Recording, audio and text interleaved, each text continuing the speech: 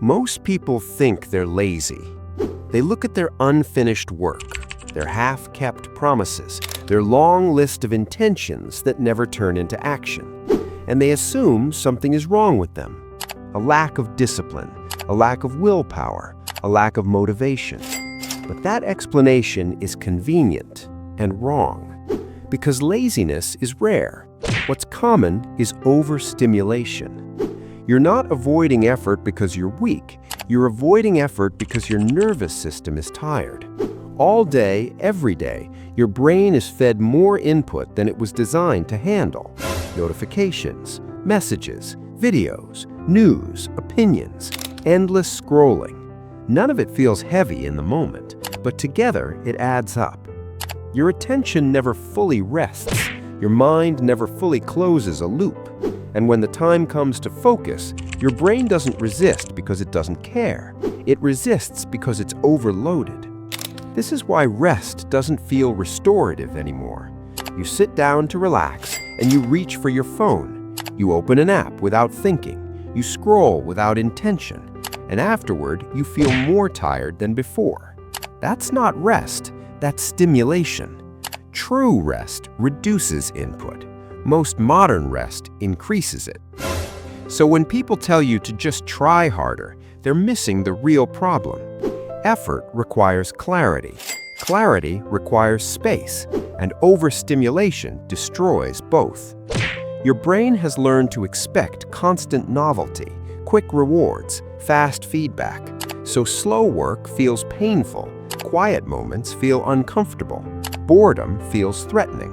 Not because you're broken, but because your brain has adapted. This is the part no one explains. Motivation doesn't disappear, it gets drowned out, buried under noise. Every alert trains your brain to react. Every swipe trains it to seek. Every interruption fragments your focus just a little more, until starting anything meaningful feels harder than it should. So you delay, you avoid, you tell yourself you'll do it later, and later becomes a pattern. Then the guilt arrives. You criticize yourself.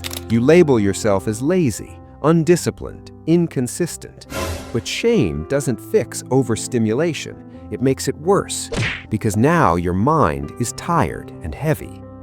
Here's the shift. Instead of asking, "Why can't I focus?" ask, "What am I feeding my attention?"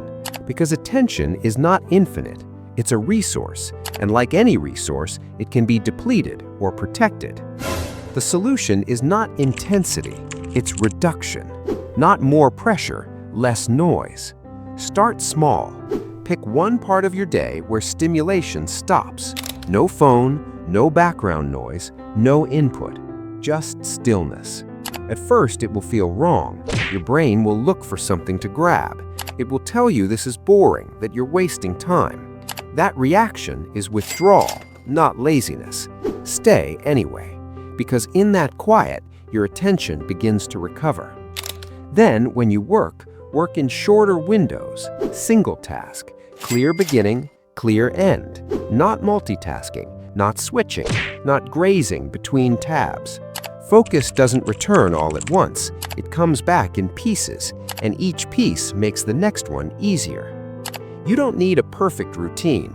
You don't need extreme discipline. You need fewer inputs than outputs, less consumption, more intention. This is why some people seem naturally disciplined. They're not stronger than you. They're less stimulated. They protect their attention like it matters, because it does. Over time, something changes. Tasks feel lighter. Decisions feel clearer. Your energy lasts longer. Not because you forced yourself, but because you stopped overwhelming yourself. You realize you were never lazy, you were saturated. And once the noise goes down, your ability comes back up, quietly, naturally, without force. Because focus isn't something you create, it's something that appears when you remove what's in the way.